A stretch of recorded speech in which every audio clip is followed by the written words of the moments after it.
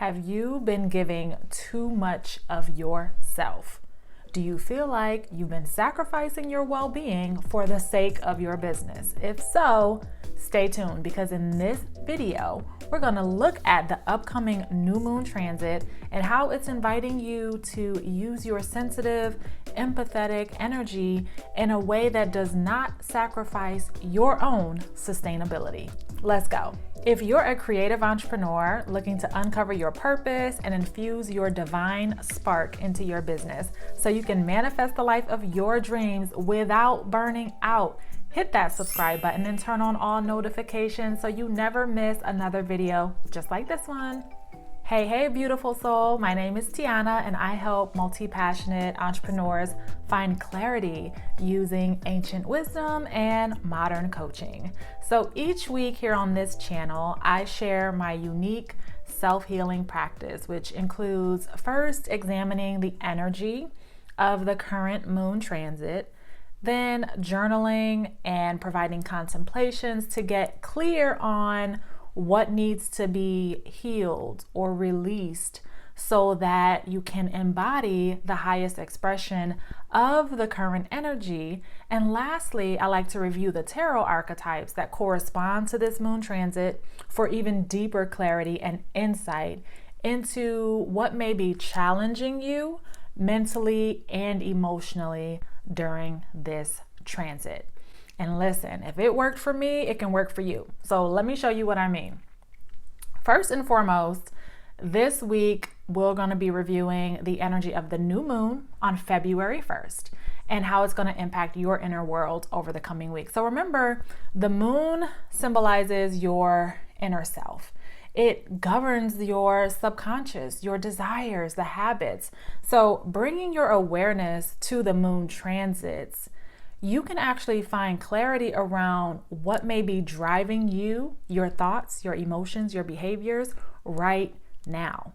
Now, on February 1st, the new moon is going to be transiting gate 19. That's the gate of attunement. And in its highest expression, gate 19 invites you to help bring the energy of others, of those in your community, of those in your tribe, into alignment without martyring your own energy, without martyring yourself in the process. Now, this gate is in Aquarius, okay? So naturally, it invites you to emotionally detach from the needs of your community, but in a healthy way, because you don't want to be so attached to the emotional needs of others that you forego your own needs. So you have to kind of maintain this healthy balance, just healthy enough to effectively find a creative solution and be inspiring to others without necessarily sacrificing yourself. Now, gate 19 lives on the root center. This is the energy center for timing and right ambition and drive, right? So really understanding when enough is enough or where to draw the line. So this could definitely be a sign or a time to set clear boundaries. So if you're considering using your resources, your knowledge, your skills, etc., in a way that could serve other people, then you just need to make sure that you're not overcommitting or overextending yourself under this umbrella of service. Sometimes we feel like we have to sacrifice to be successful, and that is just not the case. This energy is inviting you to serve and co-create with your community, your tribe, the people you serve in a healthy, energetically aligned way. Energetic alignment is all about emotional alignment. Your emotions are your indicator of where you're vibrating energetically. So keep that in mind. In the shadow expression of gate 19, the low end of the gate, you may compromise your own needs or wants just to serve other people, or you may actually seek over nurturing from other people. And that's really a result of you probably giving more than you should. And others may interpret you needing to be nurtured as being clingy, but it's really just a sign that you're pouring out more than people are pouring into you. So the key here is to not allow your empathy, your compassion for other people to cause you to sacrifice your own energy, your own resources in a way that threatens your sustainability. This is a very emotionally empathetic gate, and this transit with both the sun and the moon in gate 19, you may feel this more than usual. The new moon phase is a time to set new intentions. It's a clean slate, a time to really sit with and contemplate what you want to manifest over the coming weeks or even months. So I believe that if you actually set intentions using questions, it not only sparks your curiosity, but it leaves room for divine intelligence to show up with possibility and potentials. So if this message resonates with you, for this month, I invite you to contemplate, how can I use emotional insight to determine what others need without martyring myself in the process?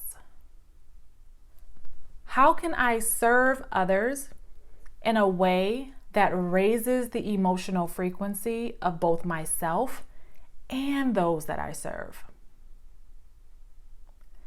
And what would it look like if I allowed my emotional intelligence to guide me to creative solutions in my business? Now, as we continue to progress through the month of February, pay attention to what shows up in response to these questions. Ask and you shall receive, right? Divine intelligence will always find a way to guide you towards the answers to the questions you ask. The key here is to ask the right questions. Then all you have to do is pay attention to the signs and synchronicities that come up during this lunar cycle.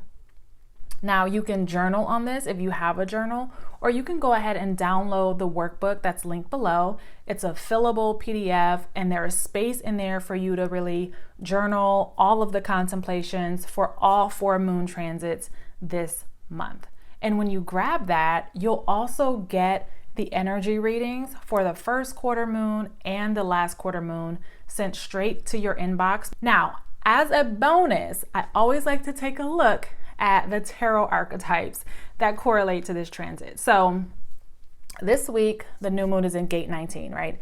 The Gate of Attunement, which is in the sign of Aquarius. Now, Aquarius is a fixed air sign. So this energy is encouraging and idea focused, but in a more out of the box kind of way. So on the shadow side, Aquarius energy may actually feel kind of like intellectually superior, and that causes a great deal of apathy towards other people or how they're feeling, when really those other people may just need some words of encouragement from someone who's maybe been there and experienced it before. So pay attention, especially if you are an Aquarius sun sign, Aquarius moon sign, Aquarius rising. I personally am an Aquarius moon, so I have definitely felt this type of energy, especially in growing up and feeling like this need to be right and this need to like let people know that I'm right. So just pay attention, because this energy is really calling forth, some transformation and some really deep inner work. So let's look at the major arcana cards that correlate to the sign of Aquarius. The Star along with the High Priestess. Hopefully you guys can see both of those. Now, while the High Priestess is the truth seeker, right? She is intuitive, she's introspective, she follows her gut, she listens to her intuition. The Star archetype is about surrendering and opening yourself up to be vulnerable as a means for healing yourself and other people. And I wonder if some of you, especially if this message resonates with you, would benefit from sharing your story more to allow others to truly know what you've been through as a way to inspire possibility and potential in them. Now, these two energies, the energy of the High Priestess and the Star, are inviting you to go within and uncover new ways to serve yourself and other people while deepening your level of emotional alignment. And this will in turn impact the emotional, energetic alignment of those in your community, in your tribe. So this could be your family. This could be the community that you've created, the community that you serve in your business. All of them will be impacted by your healing. Now, let's take a look at the minor arcana cards that support this overarching Aquarius new moon energy. So we're looking at, first and foremost, the Five of Swords. So Five of Swords is here. Five of Swords, it's all about winning at any cost. To me, this symbolizes the need to be right. Now, I'm wondering if some of you allow your need to be right to really overshadow your ability to actually inspire others. In other words, the frequency behind your communication can and will be felt by those who are receiving it. So be mindful of your intentions. Are you fighting to be right? Are you fighting to prove your point? Or are you actually trying to help?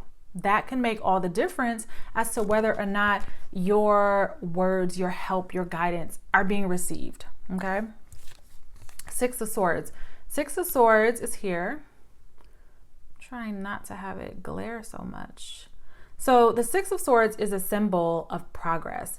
It's about working together in a way that is energetically aligned for all parties. Now, your emotions are your gauge for emotional alignment. So pay attention to how you feel in your community, in your family, in work, right? Because how you're feeling is going to impact how you contribute.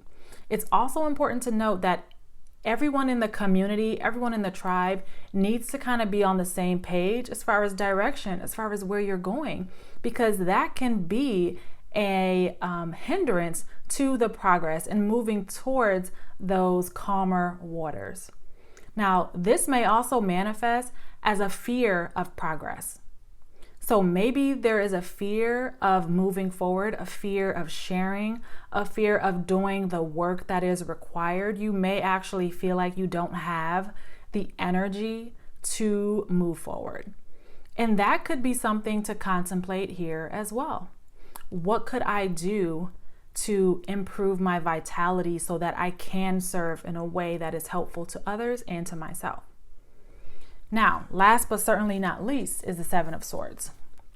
Now, the Seven of Swords is one of my favorite cards, especially in this deck, because it is so well done. So the Seven of Swords is a card of dishonesty, but it could also be just maybe like a veiled perspective, a hidden perspective, maybe not everything coming out, not all the truth has been revealed. So it may be inviting you to look at your own thoughts, your own beliefs about yourself, about your story, about your work. How are the stories that you tell yourself impacting your ability to show up and support others emotionally? I'm wondering if you have taken on sort of the perspectives of other people and started to assign them to your identity. These are all great things to contemplate as you start on your path to emotional freedom, and as this new moon invites you to help improve the emotional alignment of those around you, but not martyr yourself in the process. So all great things to contemplate.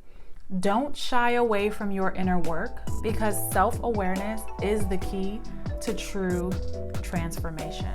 When you clear the beliefs and emotions that no longer serve you, you can manifest the business and life of your dreams with ease.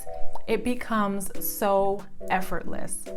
That is all for this week, beautiful souls. I will see you next time.